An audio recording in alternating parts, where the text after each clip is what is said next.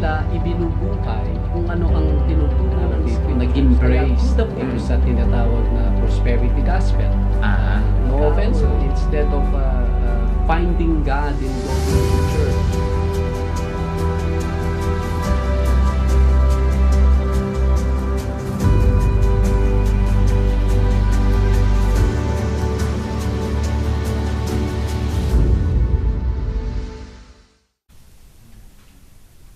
Well, hello po. Good day, good evening, at good morning sa inyo pong lahat. Welcome po sa ating programang The Bible Cafe. At si Pastor Ram Gamboa po ito ng Chapel Baguio City. Welcoming you all. For the moment ay nandito po tayo sa Las Vegas satellite studio temporarily. Pero ang ating mga kasama po sa ating main studio, even sa Baguio City, Philippines. Yan, welcome po sa ating Tuesday episode ng Bible Cafe. At nawa, everything is well po sa inyo dyan. Either na you're about to get your sleep, or you're just waking up, or just getting off from work, whatever yung activity po ninyo dyan ay salamat at you are tuning in or you are online watching itong ating live na episode. Sige po, ang ating magiging pag-aaral mamaya ay nasa Proverbs chapter 8, even beginning verse 17 to verse 21. Kaya if you have a Bible, you can open your Bible as we do our greeting. Ayan, salamat po sa ating Panginoong Yahweh at another time nabigyan po tayo ng pagkakataon to broadcast. At salamat din po sa inyo, again, sa inyong pagtitiwala at sa inyong patuloy na panonood, sa pag-follow dito sa program na ito, and most especially sa inyong mga prayers, because we believe Yahweh will bring us even to many more areas that He can use ito pong Bible Cafe in order to propagate ang kanyang mabuting balita at maabot natin ang marami nating mga kababayan na diaspora po tayo o worldwide tayo, kahit sa sulok ng daigdig. Basically, pag may trabaho dyan, nandun ang mga ka-Pilipino natin. Kaya one way to connect them sa bayan nila, sa salita natin, even Tagalog, ay through this program. Kaya continue to support ang programa pong ito by posting ang Bible Cafe sa inyong Facebook. Free po, no? Take advantage of that. At kung kayo ay have been watching this program at least for 3 or several times, you can see na we try to present the Word of God as pure as we could. Wala po tayong tinataas or pinuput down na denomination. Denomination is not important. The body of Christ. Diyan po tayo focus. Again, salamat po. Welcome sa ating Tuesday episode. At si Pastor Ram Gamboa po ito. Sa aking mga kasama dyan sa Baguio City, kumusta na po kayo dyan at ano na ba ang oras natin at this point, mga kapatid? Pastor, good morning po sa inyo dyan sa USA. Ang oras po dito sa Baguio City ay Bible Cafe Time na! Yan. Of course, yes. Hello guys! Kamusta na nga po kayo? Welcome po sa another edition ng programang Bible Cafe. Ang Bible Cafe po ay present to you by Calvary Chapel, Baguio City in cooperation with Leader News Philippines. So if you want to send your questions, your inquiries, and even your comments, suggestions na topic, ay you can also reach us through these numbers: 0927-494-2175 for Globe subscribers and 0949-736-5000 for Smart subscribers. Ayan na nga po, samahan niyo po kami sa Bible Cafe Time edition ng sa gabing ito. Ayan, samahan niyo po kami. And ito po si Brother Dennis. Hello, good evening po sa atin dito sa Pilipinas at good morning po dyan, Pastor. Si Brother Joseph po to. Yes. Muli, nagpapasalamat sa ating Panginoon na nakasama po muli sa palutuntunang ito. Salamat po. Yan. And again, good evening dito po sa atin sa Pilipinas and in the US of A. Good morning po sa ating lahat dyan. And si Brother Andy naman po ito. Once again, welcome po sa ating episode tonight, sa ating, or today, sa ating Bible Cafe. And hoping that you will join us throughout the program. Last night ay marami po tayong natutunan, even from the book of Proverbs itself. So, as we continue ang ating pong programa sa gabing ito or sa araw po na ito, ay meron na naman po tayong matututunan as we go through the book of Proverbs. Kaya nawa, samahan niyo pa po kami. Again, isang magandang araw po sa ating lahat. Alright. Ang ating pag-aaral ay nasa Proverbs chapter 8, beginning verse 17 to 21. Let's start with this. Nang tayo magkaroon ng napakagandang start, and that is focus muna sa Word of God. At for you all who are watching, as you listen, we dissect ito pong mga verses na ito. If any clarification or question po regarding sa proverb na ito, ay you are more than welcome to text sa comment po dyan, yan sa may comment box. Ang sabi po sa 17, continuing ito, actually it was a bit large segment. Nag-start tayo sa verse 12. We decided to cut it into para we will not take all the time kasi hindi naman po plain Bible study ang program na ito. We wanna give time na makapag Q&A po tayo, no? Question and answer, at nang mabigyan din po ng daan kung ano po yung mga other questions na gusto ninyong pag-usapan natin. Alright, ang 17, sabi po niya, I love those who love me, and those who seek me diligently will find me. Ang wisdom is speaking. I love those who love me, and those who seek me diligently will find me. So, yesterday's episode, tinignan po natin as ang tao bilang wanting or preparing himself or herself to be a container ng wisdom. And to be a container of wisdom, for one is we stay away sa mga bagay na wisdom hates. Wisdom hates yung evil ways. She hates prideful attitude, prideful heart. She hates ano pa yung tiningnan natin, yung arrogance, yung pagiging arrogant, she hates. And she hates yung yung evil way at saka yung perverse mouth. Meaning, those are the things we have to watch if we want wisdom to dwell in us. If we want to possess the wisdom of Yahweh, those are the things we have to watch, even as we handle our life, buhay dito sa mundong ito. And most especially, we have the knowledge of God. It's written. He blessed us with the kumaga, black and white, na ano ang kalooban mo.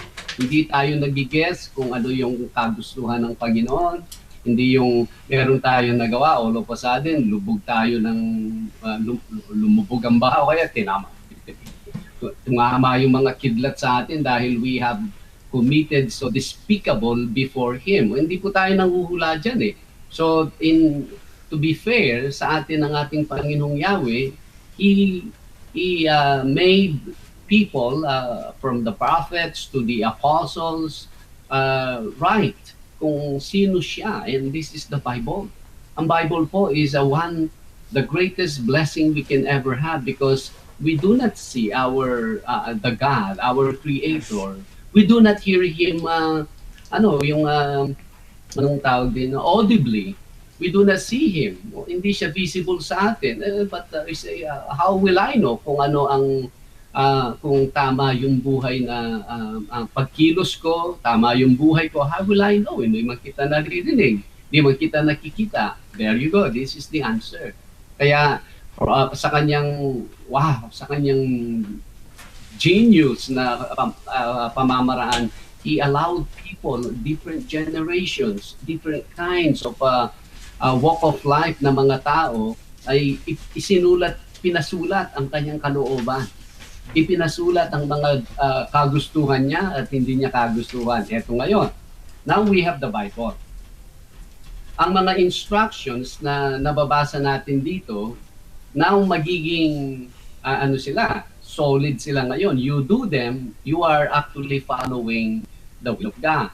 Now you set them aside, you neglect them or you reject them, you are now disobeying, or you want to get off from the will of God. So just expect what will be what awaits you sa end of your life. Pero ganun po kasimple ang Panginoon. He gave us His word. Now we obey, we get understanding, and when we have understanding, Yahweh can bless us with His wisdom. So ganun po. Prepare ang ating mga sarili. Number one, we prepare. Hindi tayo maging prideful. We are open. Hindi po tayo arrogant na parang nakakataas from many people. Hindi po tayo into evil way. Yung di bale kung anong nangyari sa kanila, basta ako ma-promote o basta ako will be in a good position. Bahala sila. That's evil. Ang evil po hindi yung nag-iisip lang na kung sino papatayin o saan tayo magnanakaw, anong racket natin. No, not at all. I believe maraming mga Christians now these days, they're actually doing evil things and yet they don't even realize. Mapapansin mo na they are all working to accumulate more wealth for their comfort and for their convenience, pero yung kanilang spiritual eyes looking at the many Christians who are suffering materially, they don't even want to get involved. Isn't that evil? Evil po yun. Mas maganda hindi mo na alam eh. Or mas magandang hindi ka na naging Kristiyano para less lang yung or hindi ka nakakilala, sasabihin natin hindi ka nag-church, mas less yung judgment ng Panginoon sa iyo. Pero kung nag-aating ka ng church, naririnig mo yung gospel, naririnig mo yung how important that every person must hear the gospel, pero now here you're building your own comfort through kabisihan mo, sayang to, ito, overtime to. Ay, sayang tong position na ito. But tingnan mo yung mga others, especially mga taong hindi pa nakakilala sa kanya. You don't care. That's evil. Evil po yun. Yun ang ibig sabihin ng evil. Now, hindi lang yun. Lastly, yung having a perverse mouth. Yung sa ating pananalita, dapat ay dahan-dahan po tayo. Alam natin maraming mga relationship na nasisira, mga magkakaibigan, meron yung sa simpleng pananalita, you hurt the person, hindi na yung babalik sa fellowship and everything. Dapat talagang, that's only a container. You haven't made it yet. Kasi parang kung titingnan ng ang pagtingin ng wisdom sa atin ay hindi tayo prideful, hindi tayo arrogant. Hindi po tayo, everything that we do, we consider others, kahit na hindi na tayo ma-promote, pero nakikita mo, you're serving people, whether believer or unbelievers, and then yung pananalita mo ay, careful ka, mag-release ng mga statements, mga opinion, ideas, very careful ka. You're only a container na. You haven't arrived yet. If you haven't arrived yet, parang, kung magbabrowse ang wisdom among all the people, wow, parang attractive kang dwelling niya. Ayun. Kaya tayo, if we want wisdom, let's make sure we do not, walang elemento, any of these four na nasa atin. Secondly, ito na nga, ang Word of God. We have the Word of God. Meron siyang mga inutos, meron siyang pinapagawa, meron siyang hindi pinapagawa. If we do them, that is another excellent way to pull. Now you're pulling wisdom now. Once you obey them, you will have an understanding, wow, ganda palang, ang sarap palang pag ginawa mo to, you feel so you have the joy of the Lord pag nag-obey ka pala. Good. But it's not yet. Now wisdom will now reveal to you unknowingly, parang dumidikit lang sa iyong perspective and you're not even aware of it. Yun ang wisdom. Kaya if we desire wisdom, those are excellent ways to consider. Ngayon, ang sasabihin niya, I love those who love me. Siyempre, why will I do all that? What will I get? All right? You will get whatever you want in this life. Pero for those people who desire the wisdom, they will get wisdom. Now, what can wisdom do? Ito po yung conclusion ng up to verse 21.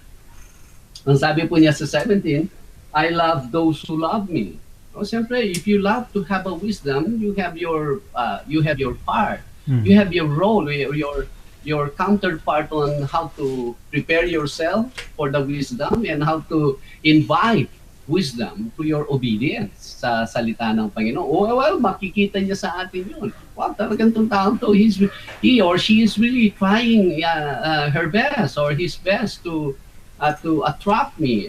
I'm considering you, my child. I'm considering you. Ganon yung love eh. Hindi yung, I love to go sa beach. Pero tamad akong mag-dive eh.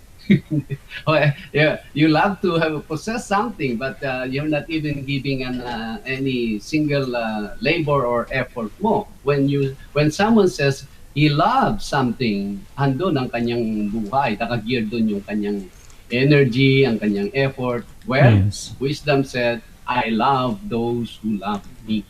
That means Yahweh will make a way na yung kanyang wisdom will actually come to you and dwell in you.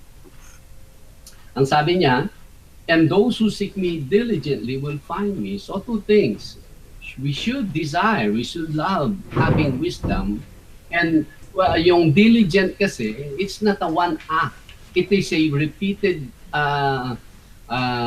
attempts in order to have it. Yung diligent. Hindi po one act yan. Kumbaga, repeated. Ginawa mo, hindi pa ginawa mo hanggang na-accomplish mo. Diligent kang worker dyan. So sabi niya, and those who seek me diligently will find me. Salamat po. Very clear. Very clear po, Yahweh. Now, help us to desire and to possess this wisdom that you have for us all. But what can wisdom do? Verse 18. Riches and honor are with me. Riches and honor are with me. Ang riches ng mundo, is it talking about the riches of the world? Maybe. Yeah. Pero hindi lang po riches ang mapapa sa atin, meron pong kalakip na honor. Maraming mga tao, makita natin sila ay sabihin natin may mga pera, mayaman sila, pero people who know who are these people, they appear to them despicable, yung kanilang pamamaraan on how they accumulated that wealth or that riches. Pero if you have the wisdom of Yahweh and you pursue a way and you became rich, wealthy, the honor is still there and naka-attach yung honor ng mga tao sa iyo, how you were able to accumulate that wealth. Kaya riches and honor are with me, enduring riches and righteousness. Now, enduring siya yung kung you have the wealth, you have the riches, you also have righteousness. Ibig sabihin, you were fair sa pakikitungo mo sa iyong kapwa. Hindi ka nandaya, hindi yung binaliwala mo sila, hindi yung you deceive them in order to get some wealth. Hindi po ganun ang magiging kalalabasan sa tao once he or she possesses wisdom. Verse 19, my fruit is better than gold, yes, than fine gold, and my revenue than choice silver. Why is it better? I believe it is better because hindi lang siya hindi lang physical or materially impacted ang recipient nito, kundi you are gaining you are gaining materially, at the same time you are growing or you are improving spiritually. Pero yung mga taong nakaka-accumulate ng mga halimbawa sa investment nila o sa kanilang mga kilos, they're be able to gain something like kung ano yung proceed ng gold o yung revenue ng silver, that's all they're getting. O yun, masaya ka ngayon but tomorrow wala na. But if you follow it through God's way, you are accumulating at the same time, you are progressing. I like that. My verse 20, I traverse the way of righteousness and in the midst of the paths of justice. Ito, I traverse, sabi niya. Hindi yung you accomplish one thing and then now you don't want to go anywhere because you are now keeping your wealth. Pero if you will follow the leading of wisdom, you will continue living in this life na ang pamamaraan mo is well with your fellow men, well with your God. Kasi yun ang tinatraverse niya eh. That's where wisdom or that's where Yahweh will lead us through His wisdom sa buhay na ito. He will not lead us to some kind of a position na we are well materially and yet yung relationship natin sa tao is very poor. Actually, we presented ang parable of the rich fool last Sunday, and that's what exactly happened to this person. God called this person, even in parable, fool, because he actually was banking everything sa material wealth, pero very poor siya or little sa kingdom of God. But in this life, if we have the wisdom of God, whatever Yahweh blessed us materially, physically, we will continue that life in the path of righteousness. According sa 20, I traverse the way of righteousness and in the midst of paths of justice. Maayos ka, you're fair sa pakikitungo mo sa iyong kapwa. 21, that I may cause those who love me to inherit wealth, that I may fill their treasuries. I will read again. Sabi po niya, that I may cause those who love me to inherit wealth. Wow. That I may fill their treasuries. Kung prosperity gospel po tayo, wow, ang ganda nito. Di ba? Pag may wisdom, dapat kung may wisdom ka, dapat mayaman ka, may wealth dito eh. Pwedeng tingnan ng gano'n.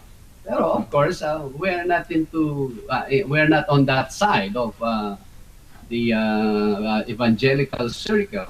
But let me just say this. Kung tayo po ay guided ng ating mga buhay, number one is we will, sabi nga ni Paul, by the grace of God, I live simple sa lahat ng bagay. That is wise person. That is wisdom. Na kung wise po tayo, kahapon po I went to the gym, and then after ng gym ay nakita ko yung mga tao sa anong tawag dito, sa bar, health yung pagkain at saka mga health drinks na meron po snack place. And then I look at the price, yung may $5, may $4, but I have those drinks at home. All I have to do is grab a few minutes, I'll be home, and then I will drink the same drink. Maybe it will cost me 50 cents. Kasi we buy powder, we buy in bulk. Then you just mix it, you have your meal, and you can drink it. Pero I'm thinking of being wise with the money that Yahweh entrusted me. So eventually, yung $3.50, maiipon yan eh. So that's one way wealth can come to you, o yung wealth maipon mo because you you are wise, you are simple in things that you buy. Hindi yung kung mo nasa pocket mo, kung may credit card ka, kung may debit card ka, you spend it unwisely. Yes. Wala pong wealth na maiipon sa iyo. And even sa time na may pangangailangan ka, you have no wealth to bring it out para masunod yung sarili mo. That's how I see it here. Hindi naman necessarily na pag ikaw ay wise, ay yayaman ka. Hindi po. Maraming ibig sabihin itong 21, that I may cause those who love me to inherit wealth, that I may fill their treasuries. I believe kung ma-challenge lang natin, anyone who is really a faithful Christian will engage in some kind of a business faithfully, I believe, saktong-sakto sa kanya ito. Kaya ganun na lang ang ating pag-encourage sa ating mga kapatiran na to be enslaved for many years sa mga employers nila, kundi try a little business because that business binless yan ni Yahweh, ikaw mismo ang makikinabang dyan. Hindi yung someone else will tell you what time you will go to work and what day you can worship Yahweh. Going back to Egypt again, yun ang idea doon eh. But anyways, yun po ang ating proverb of the day. Hopefully, meron po itong nai-serve sa inyong something to keep in mind for the day. Salamat po. Ayan, salamat po Pastor Ram sa kapaliwanagan dito po sa Proverbs chapter 8 beginning verses 17 to 21. I really like yung verse 18 ang sabi po niya ay riches and honor are with me. Na yes, like what Pastor Ram mentioned, even the unbelievers, the atheists, people who don't believe in God, they have riches, but mostly they don't have the honor. Kumbaga, if I may add po doon, Pastor Ram, na if that person, na darating siya dun sa point na wala na po siyang pera, commonly, ang mangyayari po dyan is maliit na po yung tingin ng tao po sa kanya because he doesn't have the honor. I-compare natin dun sa isang tao po na meron siyang riches and he's a godly person, meron siyang honor.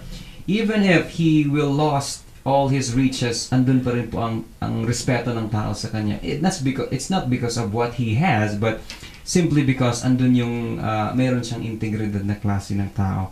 And what a beautiful reminder po sa atin. I just want to clarify din po, Pastor Ram, regarding po dito sa nabanggit niyo rin po kanina. I'm not sure kung hindi ko lang po narinig masyado ang explanation, but just to clarify lang po, yung wisdom po ba ay to come to us ay masasabi po natin na obedience ang kanyang first step. Am I right po, Pastor Ram? Yes. Obedience talaga sa Word of God, yung plain na pagkasabi ng Panginoon. Kaya ako nga, I was talking to someone. I think I was chatting with someone, and then nasabi ko na hindi nakikita ng mga tao yung many avenues na pwede punta sa iyo ang wisdom.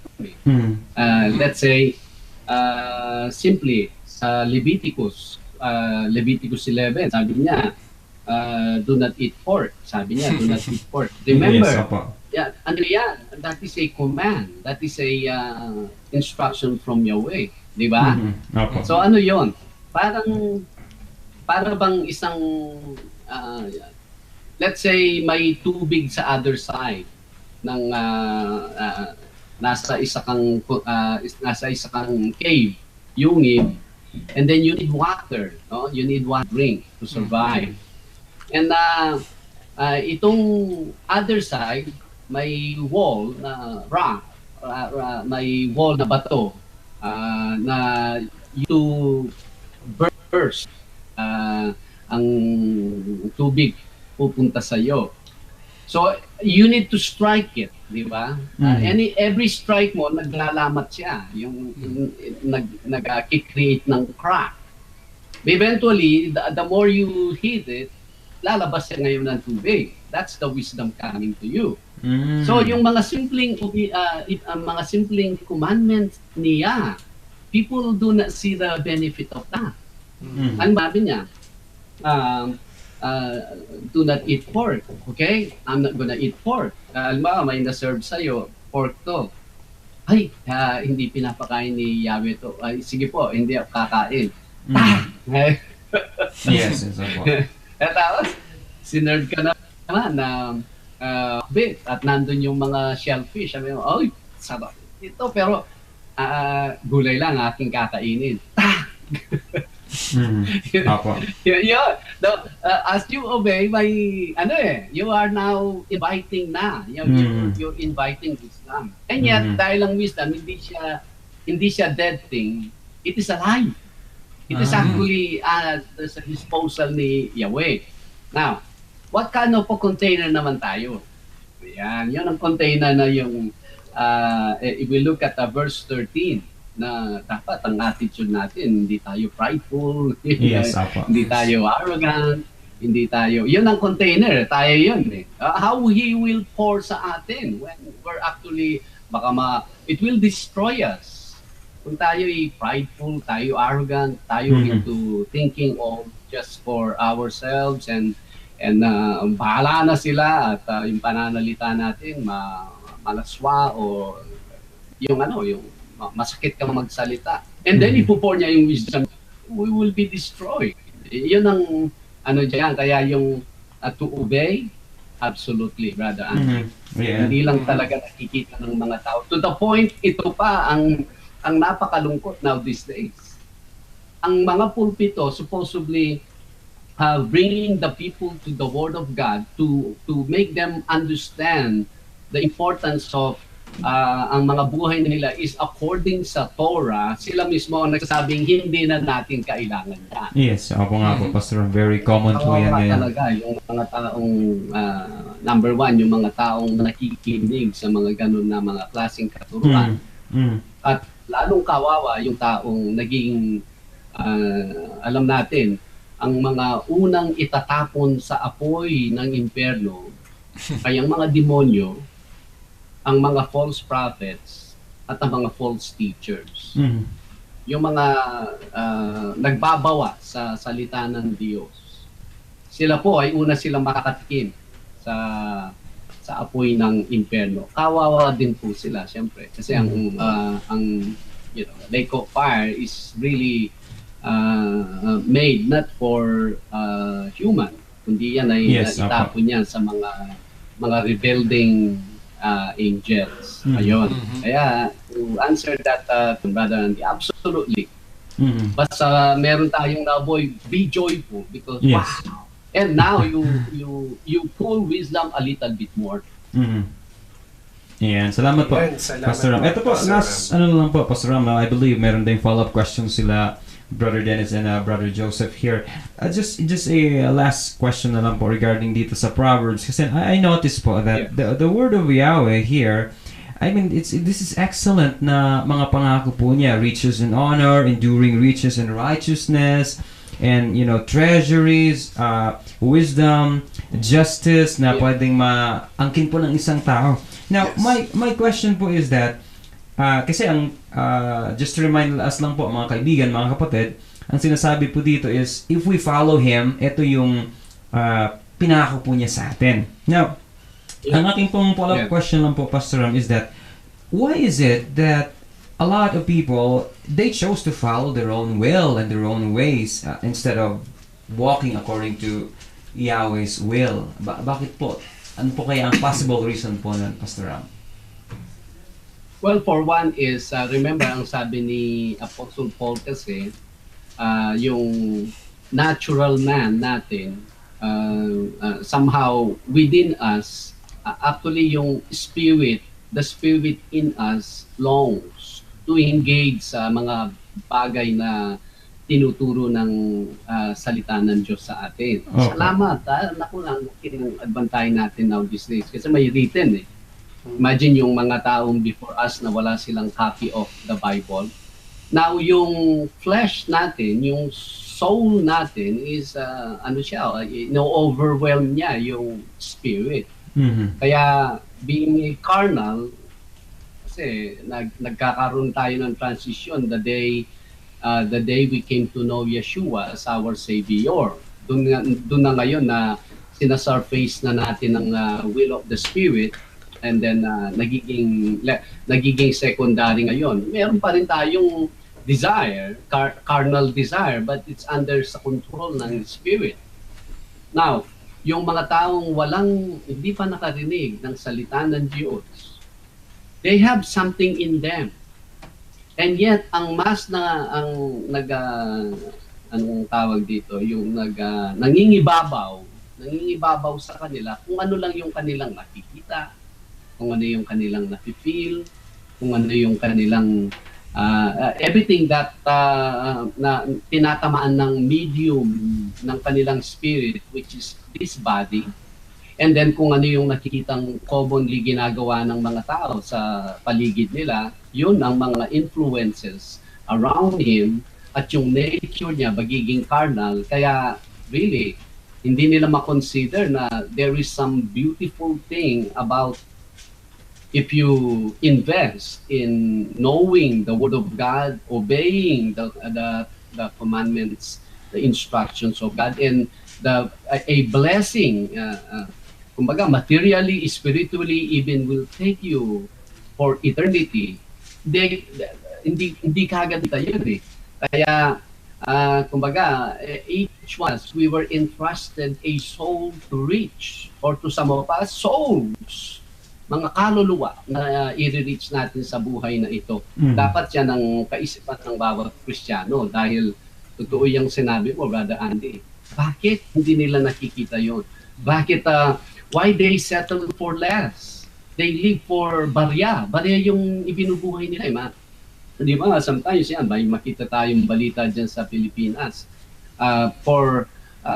Makita mo, undusay sa dadaan, patay yung tao, tapos involved po yan sa drugs. Papakita nila 5 maliliit na balot ng shabu. Ikaw nag-iisip, kawawa naman yung taong yun. Sayang buhay niya. Imagine sa 5 paketeng shabu, he was able to die doon. Tsaka doon lang umikot yung buhay niya, kung Tondo man yan o kung Quezon City man yan. Doon lang umikot yung buhay niya. Kasayang. Bakit? Kasi we know. But we need to let them know also. We need to let them know. We cannot sit comfortably. We cannot use this life as we continue to accumulate things to secure our lives, our family. No. Unti-unti kinuklose na natin yung involvement ni Yahweh sa atin as we wall our life. Darating ang araw, you're so walled, you're so secured, you won't even pray. Why would you pray? You don't need to pray. You have it all here. Ganon ng tao na sana wag po tayong mga Kristiyano, kasi bawat isa sa atin, we were called to do something and to accomplish something like that. Sa mga taong hindi pa nila naririnig yung beauty ng only if we have the wisdom of Yahweh. Yes. Yun. Yan. Salamat po, Pastor. Pastor, another question, quick question dito sa verse 17, yung I love those who love me, and those who seek me diligently will find me. Pastor, how do you find the Christians at one point na they started out well sa ministry or even sa church, but they ended up na in a situation na to the point na nawala sila sa ministry? Ibig sabihin po ba na ang hinahanap nila ay hindi pure honor and riches? Ibig sabihin po ba hindi na-satisfy yung hindi na-satisfy yung expectation nila, bakit po sila nag-involve sa isang ministeryo po? Yes. Well, sabi nga ni Apostle Paul, kasi even sina Apostle Paul during their time, he had an experience na tulad nung sinasabi mo, Brother Dennis. Ang nangyari, inabandon sila na dati nilang mga kasama. The Apostle Paul said, they were not with us all along. But they were doing the same activities. Apostle Paul were doing, ito, gawin natin, alright, team sila, they're a group, and then they do all kinds. But they are not with us all along. What is Paul trying to teach us? Hindi lang naman natin sa church, sa mga born again yan. Kasi madaling magaya yung born again. Unang-una, pag Sunday, dinali mo yung Bible mo. Pagkanta na, pag-awit ay aawit ka rin. Taas mo rin, tinataas pala yung kamay. Tataas mo lang yung kamay Yes, mo. apo. And then ano ba yun? Bibigay ka ng pera. At sa born again, madaling magaya yan. And then parang walang nagmumura dito. Ay, huwag muna magmura dito. Baka sabihin nila, mahalata nila na iba pala ako. Madali. Kaya nga pag yung iba paggalit na pero magbura na siya, pero hindi lang niya na mag-aingat sa mga ganyan kasi hindi pa po mga born again yan. Pinipigil lang nila eh. They are actually just control. Pag-uwi sa bahay, nandyan na, lalabas na. yung baga from the angel of light na hypocrite to the angel of darkness pag-uwi sa bahay. Yan, lalabas na yung niya. Marami po sa church. Kaya dalawang bagay nga ang treatment natin sa mga kasama natin sa church. Will you sa Pilipinas, ano ang justice system natin? You are guilty until proven innocent. Dito po sa Amerika, you are innocent until proven guilty. Alright? So ngayon, kumbawa, meron kang kasama sa church, kahit ka manggagawa mo, anong tingin mo sa kanya? Mananampalataya ba siya o hindi? Pag tingin mo sa kanya, mananampalataya siya. You are applying yung, you are not guilty until you are innocent until proven guilty. Alright. Kaya kung ang tingin mo naman sa bawat isa ay, hindi ko alam sa mga ito kung sino ang believer dito. Hindi mga believer to. Now you're looking them guilty until proven innocent. Show me your fruit. Show me your fruit. Show me a consistent life na ikaw nga ay Kristiyano. Until you do that, you are actually guilty before me. Then, dahil sa personally, ako po, nasaktan sa buhay na ito. Wala pong place na nasaktan ako more than any other place, any other places sa buhay ko sa loob ng church. Ang daming mga, especially nung bago ako sa pananampalataya, ang daming I assume na sila yung mga Kristiyano, mga big brothers ko, mga big sister ko, and then, boom, in a moment, the right moment, sasaksakin ka nila na, sakit, ano yun? Hindi ko nabantayan yun Wow. Mga unbelievers pala inside the church and they've been in the church for many years. I-assume mo, ito, matagal na itong Kristiyano. Okay, ito, pastor to, Kristiyano to. Why? Why do we think that way? Meron tayong sariling kaisipan to observe ang tao kung totoo siya o hindi. Makikita mo lang yung mga fruits. Even yung fruits na kind, mabait, generous, pati yan ay pwedeng magaya yan eh. Kaya we can only conclude na Kristiyano tong kausap ko pag yan ay nasa alap-alap na kayong dalawa at you made it dito. Alright, salamat, nakarating tayo dito. That's the only time. But yung mga kasama natin sa church, never assume na sila yung mga Kristiyano. Kaya doon each other. Huwag natin sabihin, hoy, you are okay na. At wow, you got it made. Kristiyano ka, born again ka, ligtas ka na. How can we say that? Dapat, kapatid, you know what you need to do. Unang-una, be real to yourself before Yahweh. And then kung if you have other things you wanna involve sa gawain, you're welcome to do it. Pero hindi yung involved ka na sa gawain, yung personal life natin ay hindi pa settled before Yahweh. Sayang.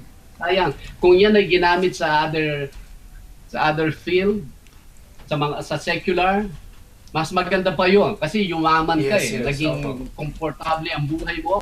Pupunta ka sa impyerno. Why not? At least naging komportable ka dito. Hindi yung naging na-limit ka dahil nakikita mo, ay mga Kristiyano hindi nandadaya, hindi na ako nandaya. Ay mga Kristiyano hindi na kumura, hindi na ako Pero punta mo, impyerno pa rin. Why not just enjoy the world? Because the life after this life, you're not going to the place because you mingled ka lang sa mga Kristiyano pero you're not real. Sabi nga nung isang illustration, yung isang ano ba to, para siyang I believe duck, bibe, yung maliit na bibe na, naligaw siya, napunta doon sa mga sisiw, mga chicken. Oo, hindi naman niya nakikita sarili niya. Wala naman salamin ng mga duck. O kaya sa field, di ba? Yung sa pina-follow niya puro mga chicks. Ginagaya niya. Mga sisiw. The duck thinks he's a chick. Yes. Dahil yun ang galaw nila, ginagalaw niya, he thinks he's a chick but he's actually a duck. Ganon din ang maraming mga tao na nasa loob ng church. Huwag po tayo magkampante. Dahil we will observe them so carefully. Lalo na po, akong pastor, I watch our fellowship. I watch every movement ng bawat isa because my responsibility is to protect everyone. Kung meron tayong nakikitang hindi manifestation ng isang Kristiyano, I do my part to take care of that. Ganun ang reality, Brother Dennis. Pastor, yung riches and honor, pwede po palang magkasama sila, magkaakibat pagka meron kang wisdom. Kasi po, ang napapansin ko, yung may kakilala akong minister noon na because of meron siyang riches and honor kasi nagmi-minister siya noon Pero to the point na nasira yung honor niya, may nangyari kasing incident na nagkaroon ng parang naging disgrace siya sa church. So ang pinursu niya ngayon is nag-business siya to the point na naging mayaman siya through the business na pinatayo niya. So Pastor, I just wonder na pwede palang makamtan natin ang riches and honor At the same time. at the same time. Kasi sa mundong ginagalawan natin ngayon, parang pag-iisipin natin, napaka-imposibleng mangyari po ito, lalo na sa panahon po natin ngayon. Like yung nabanggit ni Brother Andy na it's really hard to advance yourself kung wala kang a little bit of daya dito, a little bit of daya doon. Yes. Talagang mahirap po. It's very noble talaga kung kakayanin ng isang tao na gawin lahat ito na ma-fulfill niya yung magiging rich siya, tapos magkakaroon po siya ng honor. Well, ang problema sa tao kasi, Brother Dennis, yung hindi niya tinatapos yung segment. Yes. Yung hindi niya tinatapos, kasi napakagandang tingnan at i-follow yung idea ng mga, marami tayong mga students na nagiging kasama natin sa fellowship natin dyan sa Baguio. Kasi Baguio nga, nandyan known ng mga universities na nag-aakyatan yung mga people dyan to send their children sa mga universities at makita natin first year ay marami pa silang time to get familiar. Sa second year iba na, parang to the point. Yung iba hindi na nag-attend ng church and then third year lalo na nag-grow sila spiritually, pero yung demand ng pag-aaral, yung kanilang preparation sa exam ay sunugan na ng kilay, as they say. And then they pursue still. And then later on, marinig natin, wow, nag-graduate siya. Why can't we learn sa mga ganun na mga segment ng tao? Ang problema lang kasi, when you pursue a business and then nandun na yung hardship, then you stop. Yes, opo. Then we stop. And then ang mangyayari hindi natin natapos yung segment na yon. Kasi hindi pa tapos yung sangkap ni Yahweh dun sa gusto niyo makita. Hindi lang yung riches kasi. Pag meron ka ng riches, marami nang nangyari sa iyo. Yung patience mo, nag-grow na, yung prayer time mo, na-establish na, yung iyong pag-take the word ay nandun na. Kaya ngayon may riches, all those things also with you na. Hindi yung when you start, may wisdom, you start, may riches. Not a shortcut Instant yun. Instant. Kaya ang problema lang sa atin ay yung nawawala yung patience. But only if we will persevere, kung talagang itutuloy lang natin yan, hindi pwedeng magsinungaling ang word Hindi po siya pwedeng magsinungaling. Yeah. Thank you po, Pastor Ram. Ayan. Alright. Pastor, sabi po ni Peter sa 2 Peter po, na idagdag natin sa ating pananampalataya ang pagiging makadiyos. Ano po, Pastor? Sa pagiging makadiyos po ay magkakaroon tayo ng wisdom. Di po ba, Pastor? Ngayon, ang tanong ko, Pastor, sa mga bata, kasi dito sa 17, I love those that seek me early shall find me. So, sa mga bata, okay lang po ba ipanood yung mga ano ba yung pinapanood ko sa 7 yung 700 Club. hindi yung yung Superbook. Superbook. Yan, okay lang po ba ipapanood to sa mga bata?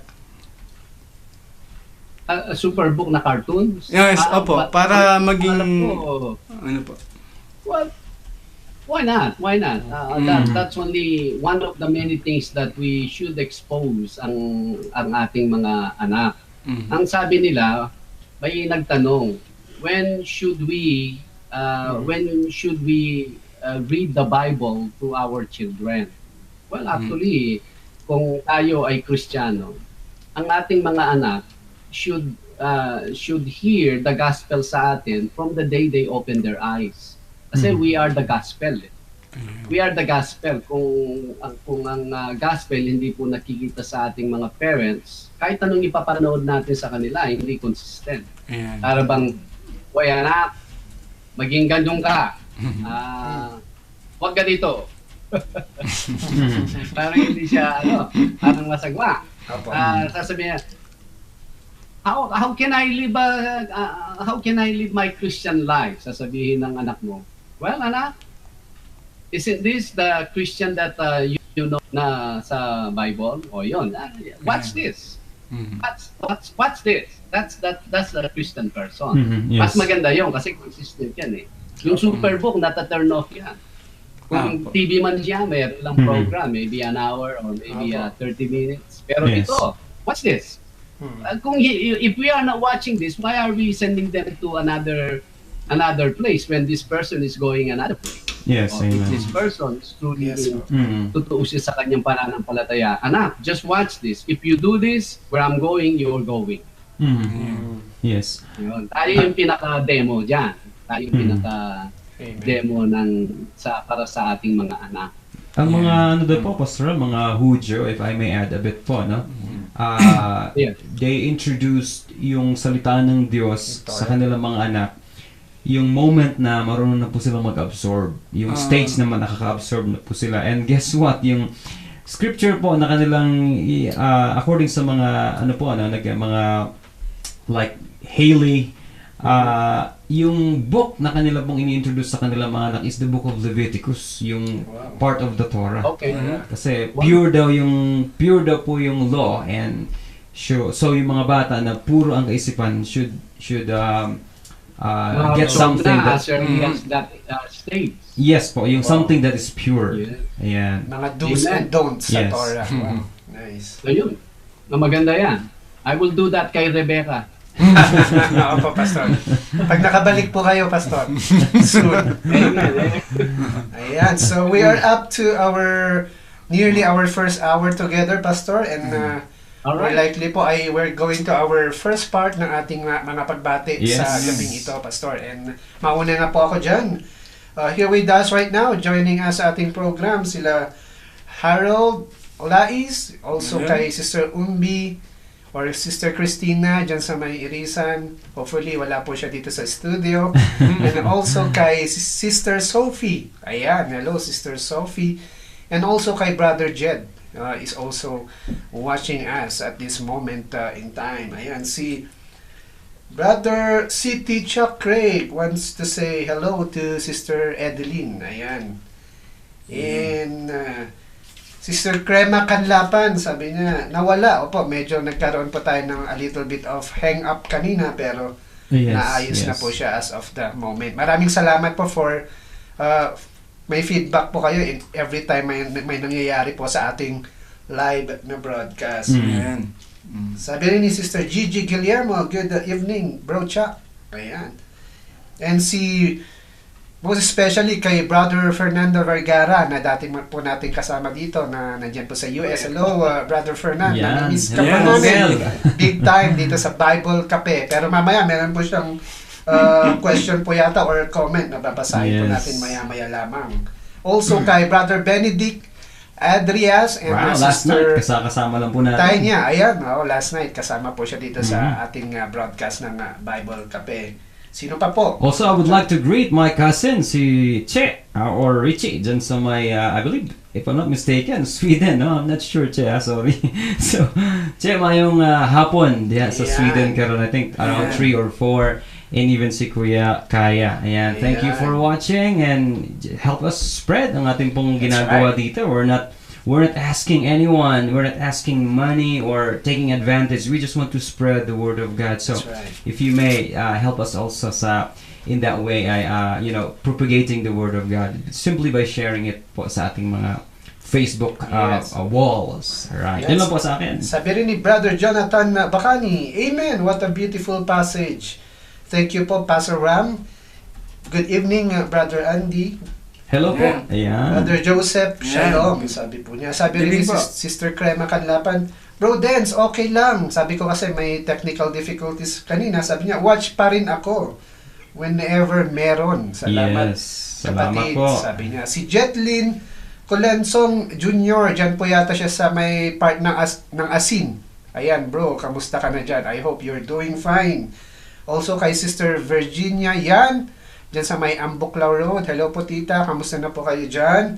And Yes. kay Mary Callejo, yung pinsan ko po dyan sa may Manila. Hello, happy viewing sa Yeah. iyo. Ayan.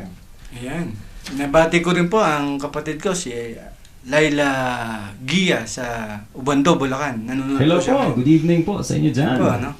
Hindi po ba sila na ano po doon, Uncle Joseph? Nabaha? Nabaha. Meron silang pump bago pumasok sa bahay. Ay, very nice. Very Wow. nice. Yan po. Yan.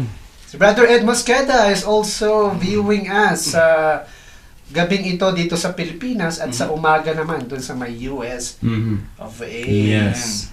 All right, so this time, Pastor Ram, maybe you want to Yes. greet also ang ating pong mga kaibigan, Opo. kapatiran before we read ang ating pong first Yeah. question. Alright. Sige po. Tama. Alright. Okay. Salamat. Salamat again. I second the motion na greeting yung lahat ng mga nag-greet po ninyo dyan. I wanna greet si Sister Mines watching us right now. Si Sister Glass and Nanay Lily. Happy watching, joining us. Sister Vilma Kayaban. Hello po. Hello. Yan. Salamat. She is online watching us. Magandang gabi dyan sa Land of the Rising Sun. At ganoon din kay Raymond Gamboa. My nephew is becoming regular viewer nitong ating programa. Yes. At actually, the other day, even last week, he truly encouraged me and wants to encourage us all na let's just continue doing Ayan. Yes. Bible salamat Cafe. po. Maraming Ano? salamat po. Ito, si Sister Pangilinan is watching us at the moment. Yes. Sister Rhea, Maya Pabengi po. Kaya kayo Yes. kay Concepcion Tarlac. Yan, sa ano kasi sila, sa Calvary Chapel, Concepcion. Concepcion, yes. Sino pa yung kita pa din ang hindi nyo nabati? Si Sister Connie Nases ay watching us. Sis Connie, hello. Anong tawag dito? Magandang gabi.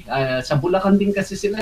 Please say hi to Yeah. to Pastor and to Daniel. Mhm. Si Sian daw. Si Sean din po. Ayun, Ayan. si Sean. Ayan. Sian. Special Huwag ka mention. makinig, manood ka. Baka naman nakikinig ka, tapos iba yung pinapanood mo. Ayan. Iba yung pinakaligod mo. Opo. Siyan, good evening si Pastor Ram ito. Ayan, at saka lastly, parang hindi pa na-mention si Ate Malu Samson Lacanilaw. Ayan, Yes, opo. Kapampangan din si Ate Malu. Che, Nano, kamusta? At yung pa Kening Vegas. Mhm. Let's have coffee. O kaya, dagdagan mo ng steak and eggs yun. Wow. Alright, salamat po. I think Pastor, those are the people. Si Magic Camacho Pilawin, Pastor, ay nanonood din sa atin Yes. sa gabing ito. And also kay Sir Dogs Pilawen. Ayan. And Ayan. kay Sister Christina, yung daughter po ni Nanay Lolit is also with us tonight. Diyan din po si Sis Herolyn and Bro Ali joining us. Good Nice. evening po sa inyo dyan. And also Good kay evening Sister Ana Villar Peralta. Peralta. Yan. Thank you for joining us again mga Yan. kapatid. So, this time ay tutungo po tayo sa mga questions na pinadala po sa atin. Yes. Let's read first. Ito pong katanungan ni Auntie Wilda na pinadala po Ayan. Sister Wilda na pinadala po sa atin in connection dun po sa pinag-aralan po natin kanina sa Book of Proverbs. And Yes. we have here Brother Joseph to read it for us. Ay, sige po. Regarding po sa verse 13, no? Brother Andy, sa Apo, verse apo, 13, yes. Apo. Balik po tayo sa verse 13. The praise to fear of the Lord, is it means pride or terror, or is it mean a good relationship with God based on reverence and respect for Him and His commands or righteous living? Salamat po. Mhm. Yan. Kaya kasi madalas po natin naririnig po ito na nababasa from the scripture po eh. Yes. Yung the fear of the Lord. Is it means fright? Yung takot daw po ba? Or terror? Or good relationship po, Pastor Ram? Yan, yun po ang tinatanong po sa atin. Yes. Ang fear of the Lord, parang ano yan eh. Say you're watching from a distance at here is Yahweh from one end. Here is Yahweh from one side, and here is evil on the other side. Mhm. So ano yan eh? Evil has no room kay Yahweh. Yes. At you know what will be the outcome of the other side, evil, Satan and all his dominions will ended up in a place. For you, as we learn who Yahweh is, and for us to learn what is the future holds to everyone according sa plan ni Yahweh. Well, if I don't want Yahweh's terror, or if I don't want Yahweh's judgment, the same way judgment for this for all this being who embrace ang evil ways, then I have to stay away from this side, from their ways, from everything that they do, because I fear Him. Ang fear kasi is simply takot kang ma-receive mo kung ano yung judgment niya sa mga taong hindi tumatalima o hindi sumusunod sa kalooban niya. Kaya dapat magsisimula yon. Kasi kung hindi natin naisip yung someday tayo ay tatayo sa Kanya, and He will judge according sa Kanyang in-entrust na unang-una sa litanya, in-entrust na the many times that He tried to guide us into the truth ay hindi tayo nakinig, we will get the same judgment as whoever embrace yung evil ways. Magmula kay Satanas yan at saka mga demons. Kaya yung to fear the Lord, it's a simple word. Matakot ka sa Kanya. Kasi pag walang takot, tingnan po natin sa isang given family. Andyan ang mother, andyan ang father. Pag nandyan ang father at ang mga bata ay may takot sila sa kanilang ama, ano sila? Disciplined sila. Andyan ang mother, non-guided naman sila. Kumbaga, guided sila, natuturuan sila in many details, kaya napakagandang nandyan ang mother at saka father. Alisin mo yung father. Ang mga anak, hindi nila alam kung ano yung boundary. Ang mother, sabihin niya, o sige, hanggang dyan ka lang. Tapos lumampas ka. Tapos papalitan mo naman ng mother. O sige, hanggang dito ka lang. O yan, gaya. Paglampas mo na naman. Talagang, o sige, dito ka na lang. Walang boundary ang mother eh. Kumbaga, talagang magbigay sila ng strict order pero against sa kanilang nature. But the father will say, diyan ka lang, lumampas ka, pak! Natatamaan ka dyan. Kaya yung may takot ngayon ng bata. If I don't want to receive that punishment, I will obey kung ano yung sinabi ng papa ko o ng tatay ko. Ganun basically itong fear of the Lord. The fear of the Lord, anong judgment niya sa mga taong nag-embrace sa evil? Ay, ayoko yun. So, the fear of the Lord, stay away from evil. Ayun. Mhm. Ayan. So, salamat po, Pastor Ram, dyan sa kapaliwanagan po, and hoping that nasagot po, Sister Wilda, ang inyo pong katanungan regarding po doon sa the fear of the Lord. Now, moving on po sa ating next question ay this is coming from Brother Fernan, all the way from Hello, Kuya Bernan. yes, Roseville, California. yes, ayan, salamat po, Uncle Fernan, for sending us your question. I'm not sure kung anong oras po dyan ngayon sa inyo, but thank you nonetheless for joining us sa program po na ito. Do you have there sa inyo po, mga kapatid, yung katanungan po na ito? Ako po magbabasa. Ayan, sige po. Ayan Ayan, sige po. Bro, kumusta yung paa mo? Ito po, babasahin ko na yun, yung question niya.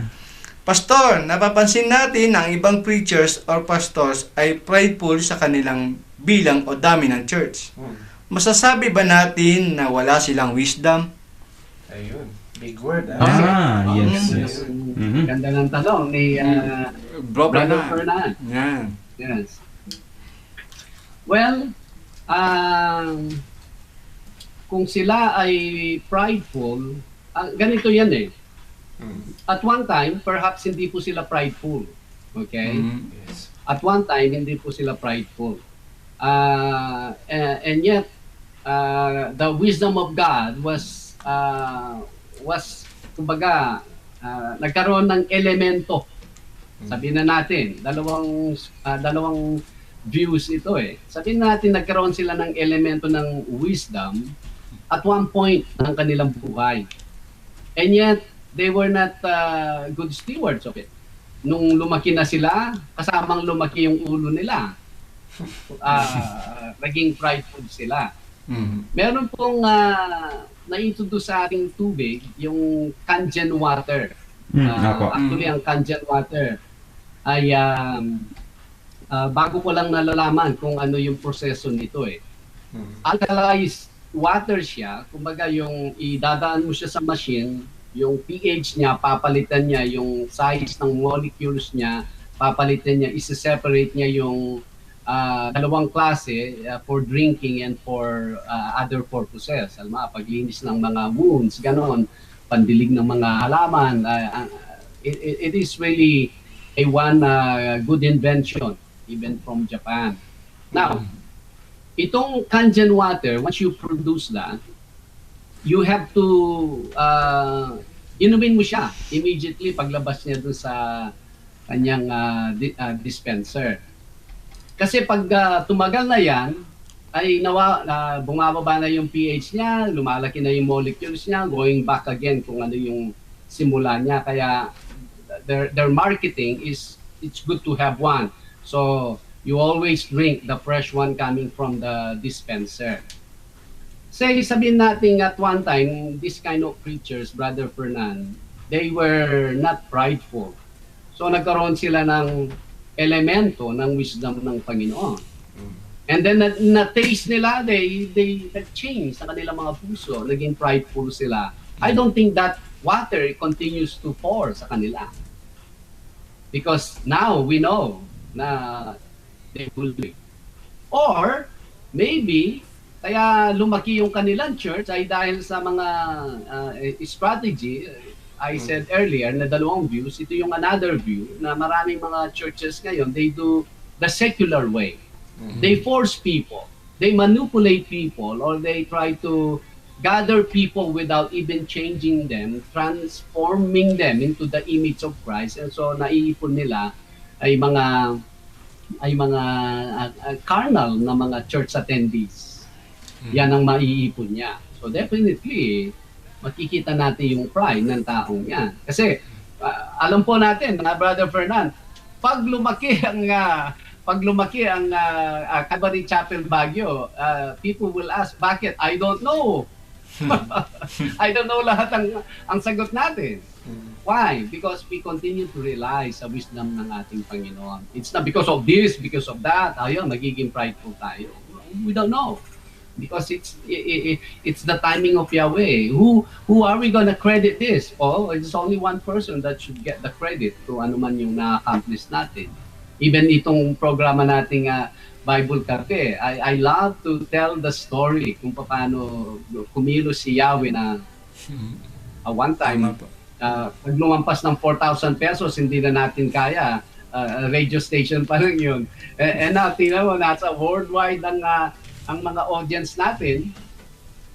It was actually offered to us, even less, sa 4,000 pesos. Kaninong gawa yun? Gawa po ni Yahweh. Kaya yung mga preacher na ganon, Brother Fernan, basically, dalawang bagay yan eh. At one time, they were entrusted something or they actually did their secular ways of multiplying ang kanilang, building their church, even their church membership.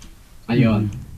That's what we can say about that. By the way, I want to greet si Brother Ver Libranda is watching us right now. At maya, Brother Ver, Brother Ed, kita-kita tayo, 10:30.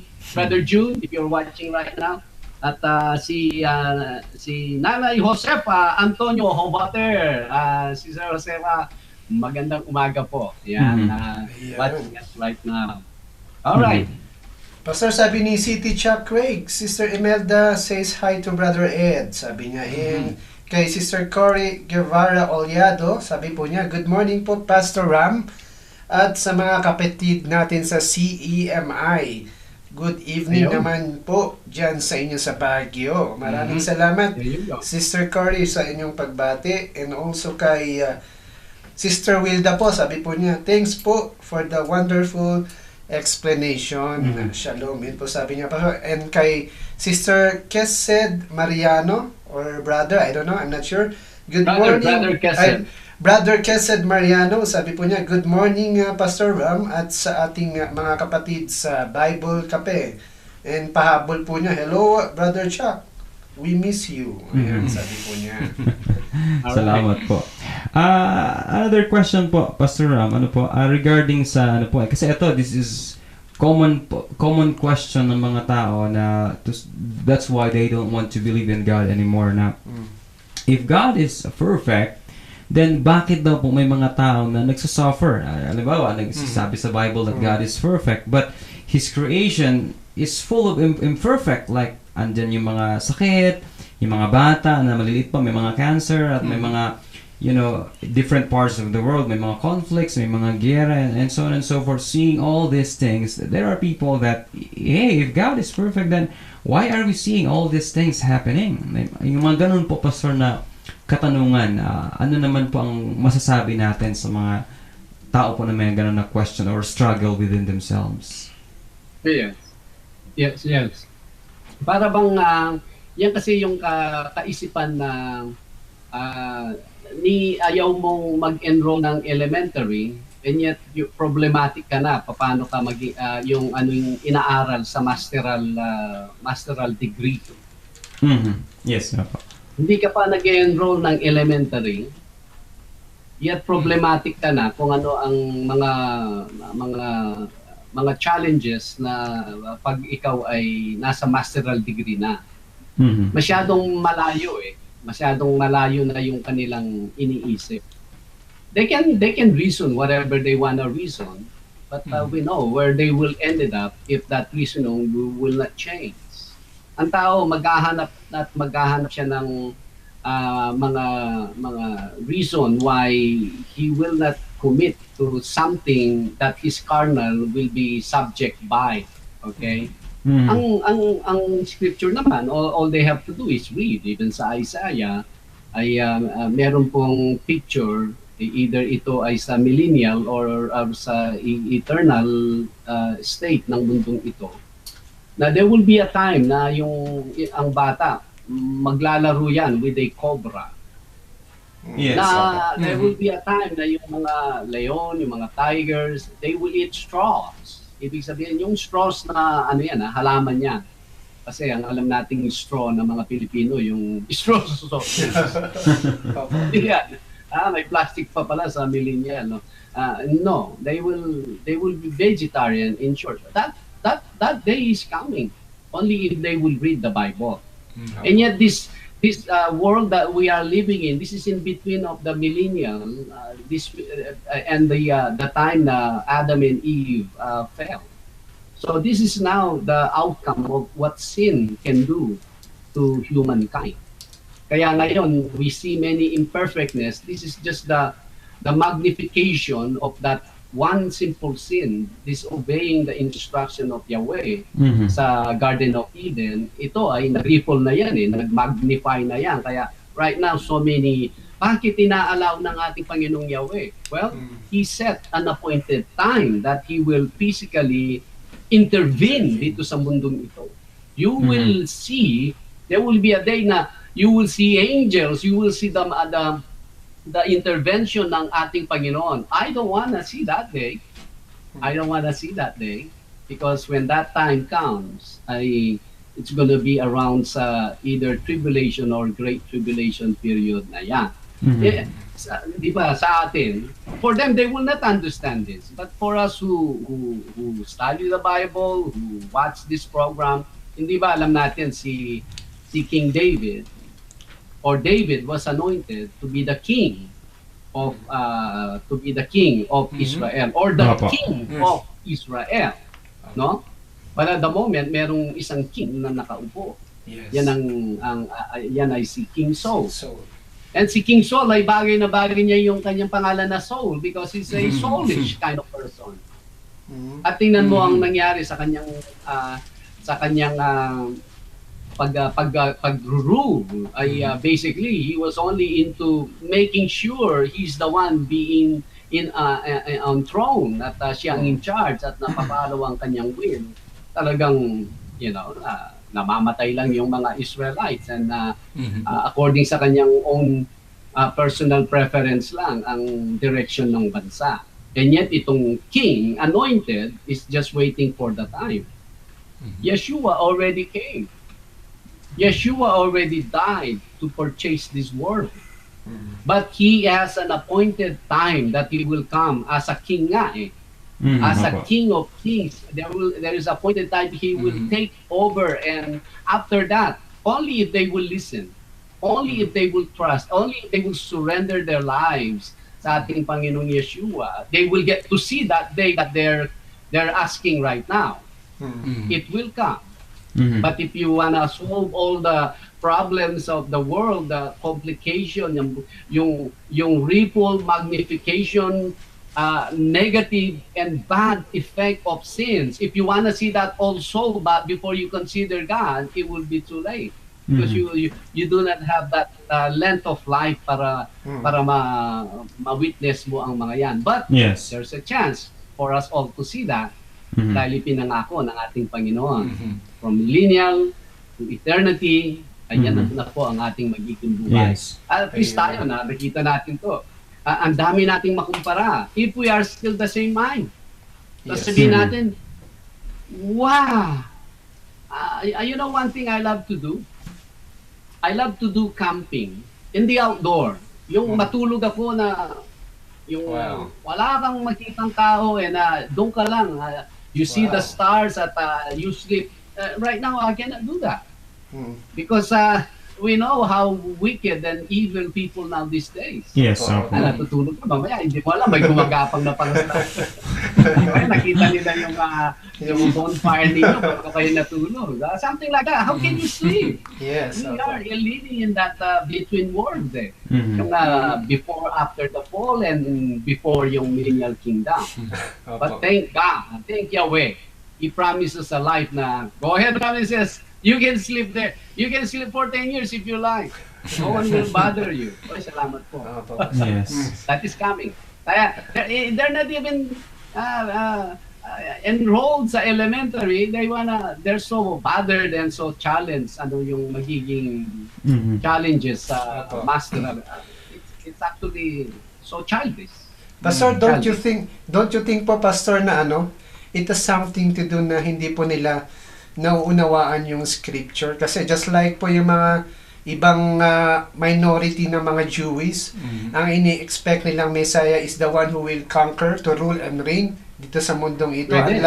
Unlike po dun sa una, yung first na mission po na ating Panginoon, He came to to save yung sangkatauhan. Pero yung pangalawang balik po ng ating Panginoon, that is to rule and reign. Pero ang ine-expect po ngayon ng tao is yung Diyos na mag-rule and reign without even accepting Him as their Lord and Savior ng Yeah. kanilang buhay. Hindi. Ang difference lang, Brother Dennis, yung when you say hindi nila naunawa ng scriptures, those who are reading the scripture. Pero itong maraming mga tao to, hindi naman nila binabasa ang scriptures eh. Tama. And yet they Yes. wanna solve the world.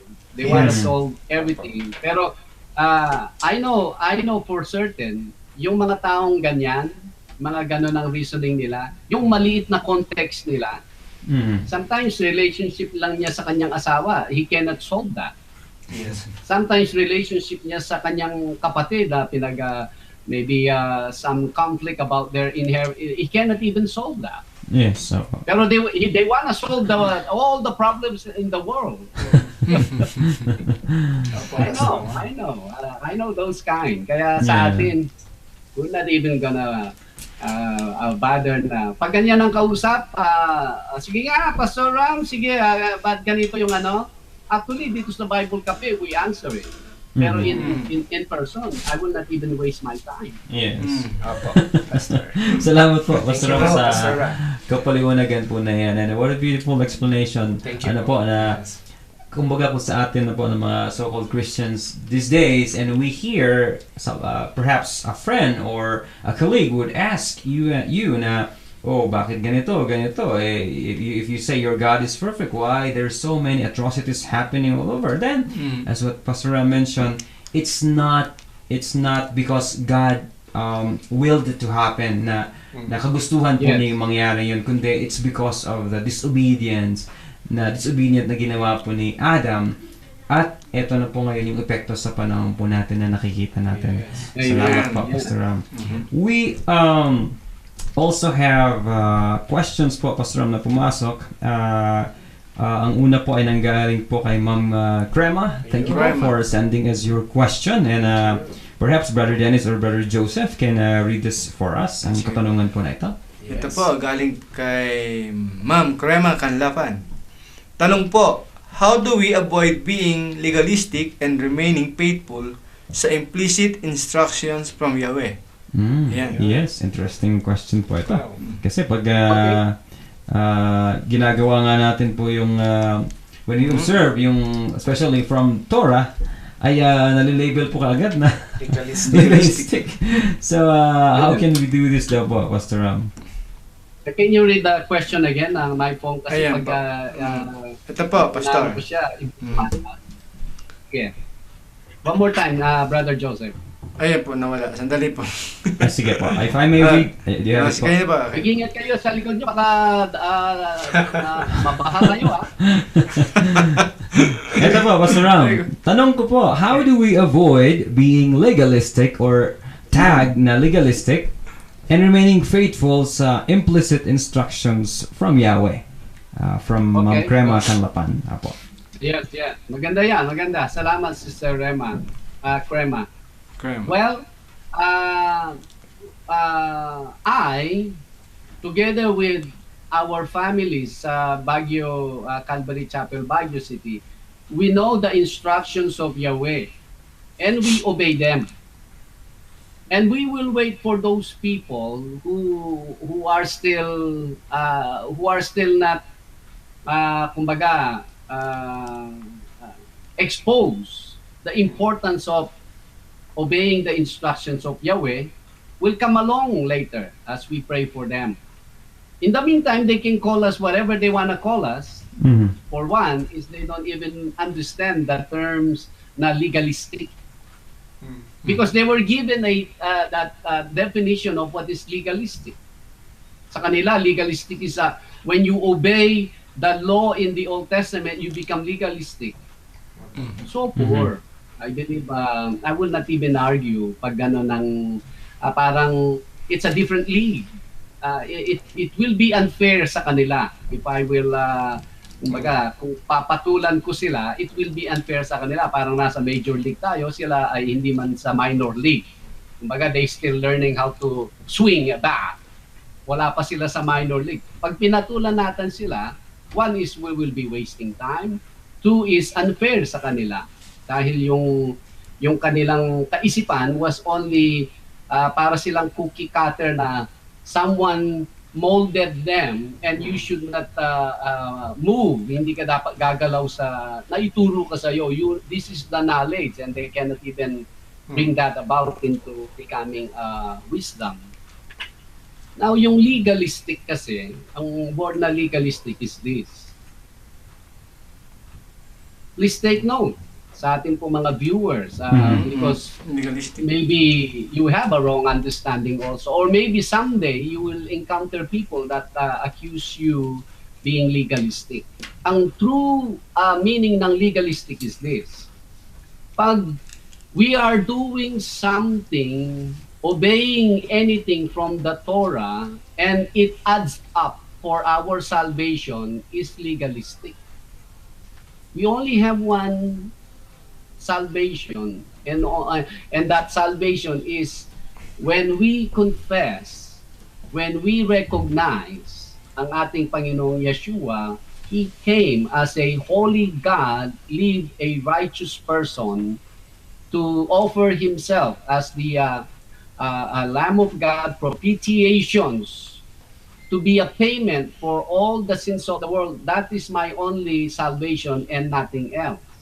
But now, if I truly believe in Him, I will be in a reset, a new standing before Yahweh, together with the empowerment of the Holy Spirit in me. Now, the Torah is actually delicious to consume because that's who He is. So now, to obey the Torah is a product of my conversion. That is not legalistic. Ang legalistic ay gusto mong i-obey ang Torah para credit mo na ikaw ay, that's another point, na ikaw ay pupunta sa langit. That's legalistic. I understand. But ang problema sa mga tao, they interpret what they see. They don't even ask, why do you do such thing? And then, meron na silang judgment. Kaya everything that you do, it appears legalistic sa kanila. And the other thing is, they don't even know what is the term, definition ng what is a legalistic. Sa kanila, nag-obey ka sa Old Testament, ay, legalistic ang taong to, hindi siya kumakain ng pork. Ano nangyari yun? Ibig sabihin si Yeshua, legalistic din siya. Because he didn't eat such a food. Ganun ang problema ng maraming tao, Sister Crema. But for us, if we know what the Torah is instructing us to do, we will do. Especially dun sa mga moral laws and mga specific laws na instructions na sinabi ni Yahweh, do this perpetually. Ayan. Ngayon, mas maganda, tingnan nila yung word na perpetually. Hindi yung, o kaya, i-investigate muna nila, what is legalistic? Are you living by the law or under the law? So sabihin nila, pati yun, iba na naman yung kanilang definition. Dapat hindi na tayo under the law. Ibig sabihin, now we can live, in Christ, we can live lawless. What? In Christ, you can live lawless because you are not under the law?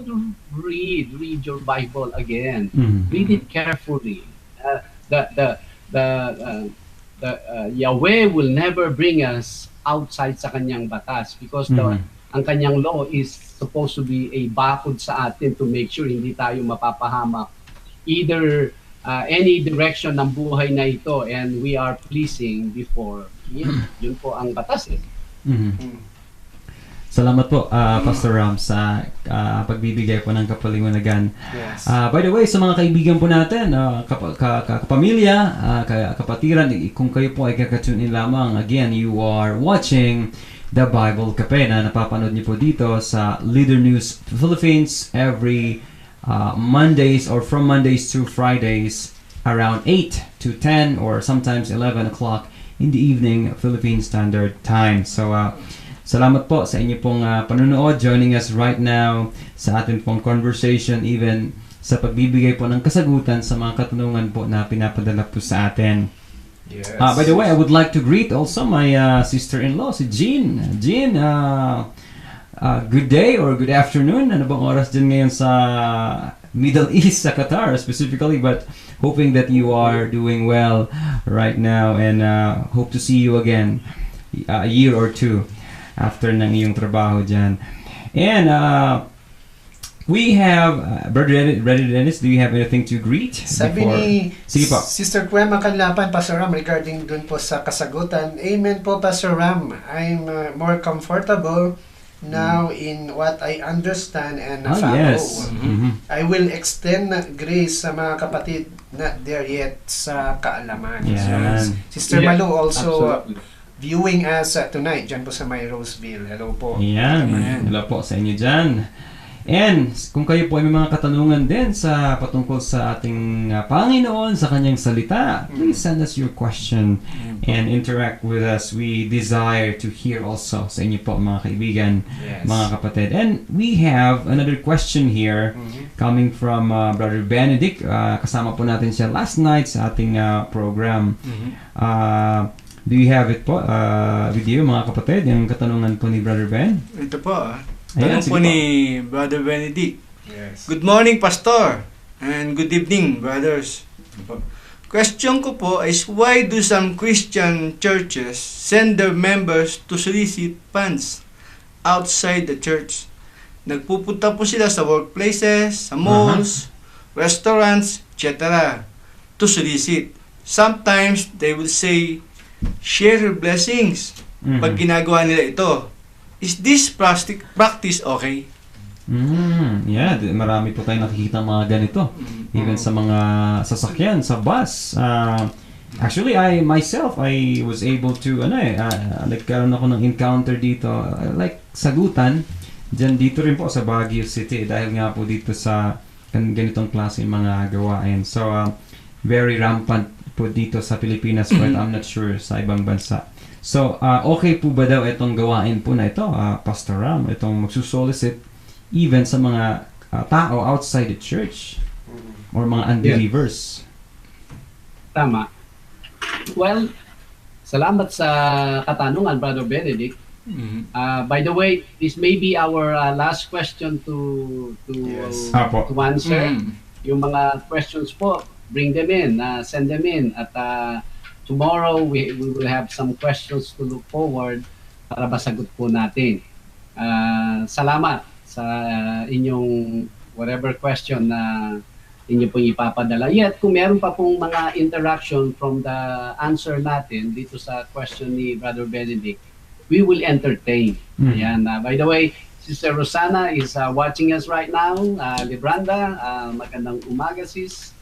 At kanina nga, naalala ko yung lip balm na binigay mo. Kaya sabi ko, baka mapansin ni Sister Rosana, hindi ako naka-lip balm. And anyways, yung tanong ni Brother Benedict, yung what do you call this? Yung bakit yung mga ibang Christian churches. Well, I will not label them Christians for one. Hindi ko natin sila malilabel na Christian. Kasi ito yung mga commonly, ang alam ko, mga kulto to eh. Kulto sila coming from a particular group. At kung marunong kang magbilang na first, second, third, eventually maririnig mo yung pangalan nila eh. Kung ganun kang makinig. So just to give you an idea, the name of this cult. If you wanna private message me, I will tell you the name of the cult. Kung kayo po'y bahagi dyan, kung kayo, halimbawa, na-post po ito, you were able to hear, sasabihin, ano yan O sige po, you private message me para ma-educate pa namin kayo what kind of a group that you belong into. Now, ito, tama, na nakikita natin sa all over Philippines, minsan nasa market sila. Actually, nagiging elemento sila na yung mga tao pagdating sa Bible, they kumakari pa sila ng takbo. They don't want to have anything to do with you because ang akala nila, pag sinabi mo, Bible study tayo, ang image na napupunta sa kanila, yung nakikita nila sa palengke, masasakit silang magsalita, masasakit yung kanilang pananalita, and then later, magano sila, kukuha sila ng pinapaikot nila yung kanilang donation basket o donation Yes. di ba? Lake. They are really causing a lot of damages when it comes to the gospel. Ay kawawa po talaga ang mga taong ito. Lalong-lalo na yung kanilang pinaka-leader, kawawang-kawawa po yan. Sabi nga kung may low heat, medium heat, high heat, higher heat, highest heat, at saka yung pinakamainit, I believe nandoon ang punta ng mga leaders ng mga iyan sa impyerno. Sa impyerno. Kasi, kumbaga, minamanipulate niya ang kanilang mga members, nilason ng kaisipan nila ng kanilang mga members at sinarado ang kaisipan ng kanilang mga members. Kawawa. Kaluluwa po kasi yan eh. Kahit makita mo, nagsusolicit siya, maawa ka eh. I will not even argue with them. I will have mercy on them. Wala na talaga yan sa ano natin.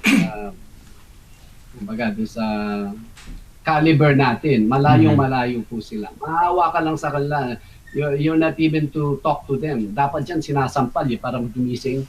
Magkabilang sampal para gumising muna. Paano mo kakausapin yung taong tulog? Paano kakausapin yung taong hypnotized? You cannot talk to the person. Yung kaisipan niya is somewhere else. Ano yan eh, nasa particular world sila. As the more they listen sa kanilang mga leaders, is the more na nabubuo yun. Kaya nandito sa reality ito, pero hindi nila nakita yung kung gaano kahihiyan at ang kanilang pinaggagawa at kung gaano ka-damaging ang kanilang pamamaraan pagdating sa pamamahagi ng so-called gospel. Now, yung pagsulisit, alam po ninyo, I don't wanna lift our seat sa atin dyan sa Baguio City, no? Meron pong isang lawyer dyan sa Baguio, not mention his name, kilala po tayo. And then, maraming mga churches na nagsusulisit sa kanya. At least number of churches. And then, na-mention po ang pangalan natin. Kasi kilala natin eh. Ang sabi po niya, alam mo, kayong mga churches, basta may event, basta may ganito, anniversary, isusolicit kayo. Ba't hindi nyo gayahin yung Calvary Chapel Baguio? Sila, kilala nila ako, kilala ko sila. But never na sila'y nag-solicit sa akin. Hindi po tayo nagsusolicit. More, kahit sa mga, lalo, kahit kapamilya natin, kung hindi po sila mananampalataya, kung involved ang gawain ng Panginoon, we don't even solicit. We don't even let them know. Kasi once you solicit, make sure you solicit to, kung kinakailangan, you solicit to those who are Christians. Pero itong mga gawain ng mga nitong grupong ito, I don't know po. If we will define them even further, baka magkakasala na lang tayo. But ang alam natin is they're causing embarrassment when it comes to what a Christian should be. They're causing a lot of damages when it comes to propagating the gospel. Hindi po yan mga Kristiyano. Hawak nila yung Bible at ginagamit nila yung pangalan ng Diyos, Jesus Christ, kung sino man ang gamit nilang pangalan, pero definitely hindi po sila mga Kristiyano. Yun. Ayun. Salamat po, Pastor Ram. At least may guidelines lang po ang bawat isa sa atin pagdating po sa mga ganitong klaseng mga tao na from time to time ay madalas po natin na na-encounter again dito nga po sa Pilipinas. Very, very common. Kahit sa marketplace, kahit dyan sa mga daanan, minsan nga yung mga kabataan po yung ginagamit nila sa bus. Dito po ang ganitong klaseng mga kanilang activities. And thank God, salamat po kay Yahweh. At least sa atin, Amen. sa fellowship po natin ay we're not into this. We are into knowing Yahweh and spreading ang kanya pong salita. Yes. Well, salamat po minsan pa sa lahat ng ating mga kapatiran, kaibigan who joined us sa buong oras po ng ating programa, ating Tuesday episode ng The Bible Cafe. And hoping that we learn about sa atin something new from the Word of God, from the book of Proverbs na ating pong nabasa. Napaliwanag po kanina sa atin ni Pastor Ram. Even doon po sa mga questions din na ating pong nabasa from our brethren. And if you have questions, again, we would like to encourage you to send us your questions. Perhaps tomorrow may mga ma-encounter tayo na mga bagay-bagay or mabasa natin from our personal reading devotion. Let us know. Bahagi niyo po sa atin para meron po tayong pag-uusapan. Galing naman po sa inyo, especially sa mga kapatiran at kaibigan po natin na hindi pa po nakapagpadala ng kanilang mga katanungan. And again, si Brother Andy po ito, once again reminding us all that man shall not live by bread alone, but by every word that comes out from the mouth of Yahweh. Ayan. Continue to subscribe to Leader News Philippines and continue to like our page, Bible Cafe. And if you want to be part of spreading the good news, you can share the link ng Bible Cafe to your friends here and abroad po. Maraming salamat. Also, hats off sa ating technical staff that they did their job sa gabi ito. Si Sir Oliver at saka si Sir Theo and even kay Sir Tony. Maraming salamat po. Ano man ang gawin natin sa buhay, dapat inspirado tayo sa lahat ng bagay. Ito po si Brother Dennis. Yan po. Marami na naman pong katanungan ang nabigyan ng kasagutan. Salamat po. Si Brother Joseph po to. Magandang gabi po at magandang umaga po dyan sa Amerika. Yes. Salamat, Brother Joseph. At na-miss ka na namin. Dapat makita ka namin ng madalas dyan. Okay. Sige po. Si Sister Angeline Ursabia, I see her here. Parang hindi pa na-mention kanina. Sis Angeline, good morning, salamat at kaya Becca kining live program tamo kining Bible Cafe. Please say hi to our brethren dyan sa Concepcion and all the teachers, friends mo na you were able to invite. We say hi kahit hindi po namin sila nakikita. So alam mo yung mga na-invite mo mga friends to watch this.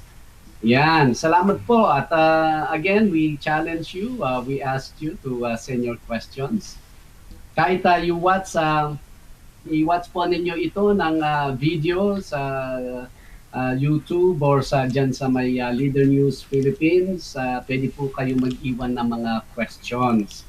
And then the next day, actually, since yesterday, we appointed someone to review ang video at makita yung lahat ng mga new questions para ma-entertain natin the next day. Leave us a question. Get involved. Dahil masaya yan. The more questions, the better. At least, di ba, bawat question naman ay nabibigyan tayo ng kaliwanagan, na-educate tayo sa mga iba't ibang bagay, lalo na related po sa ating Christian walk. Kanina po, ang ating naging Proverbs ay Proverb of the Day, Proverbs chapter 8, verses 17 to 21. At ang ating nalaman po doon, na natutunan, ay yung mga bagay na gusto ng wisdom. Sabi niya nga, I love those who love me. And ano pa yung sinabi sa 17? And those who seek me diligently will find me. Hindi lang yung mag-try ka ng konti and then give up ka na diligently. Ibig sabihin, a repeated effort and labor just for you to possess a wisdom, I will be there. Sinasabi niya. Ano naman, ang what can we get out of, pag nandyan ang wisdom, ano ba yan? Mapapambili mo ba ng bigas yan? Mapagsaing mo ba yan? Oh, of course, hindi lang pagsaing yan. Masaya ka pang magsaing. Kasi yung riches at saka honor ay kasama po yan. Hindi lang yan. As you have wisdom, she will continue to guide you sa mga kaparaanan, mga decisions, always giving us the heads up to choose the right things to decide. Yung mga ganon. Kasi yung path na pinupurso niya, righteousness at saka yung justice very good until we continue to have we not only that we understand, appreciate itong buhay na ito, but we will have that riches that He promised us. Guess what? Pagdating natin sa kaharian ng ating Panginoon, that will even multiply. Kasi when you have a wisdom sa buhay na ito, you will no longer living for yourself. You will live for the will of God, and when you are living according sa will ng Panginoon, wow, so much rewards and so much things that Yahweh will recompense sa atin when we stand before Him face to face. Palagay pa natin, susi ba ang wisdom dyan? Absolutely. Yan Yes. po yung naaral natin kanina. Kaya stay tuned or continue to watch ang ating daily Monday to Friday na program, Bible Cafe. So at least meron na pong word na mapagbulay-bulayan natin. And not only that, sa mga natalakay natin mga questions, by the grace of God, kung how we convey yung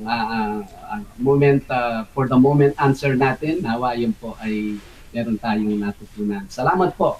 At again, si Pastor Ramses Gambo po ito, ang Calvary Chapel, Baguio City. At nandito po tayo sa Las Vegas Satellite Station natin. Until tomorrow, kita-kita po tayo dito. As we always say, mabuhay po tayo. Ibuhay natin ang ating mga buhay sa kakaluwalhati, kapurihan, kasiyahan ng ating Panginoong Yahweh. And again, everyone, Shalom. Shalom. Shalom.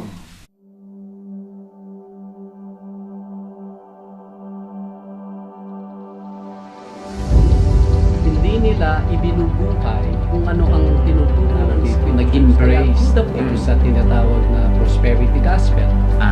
No offense.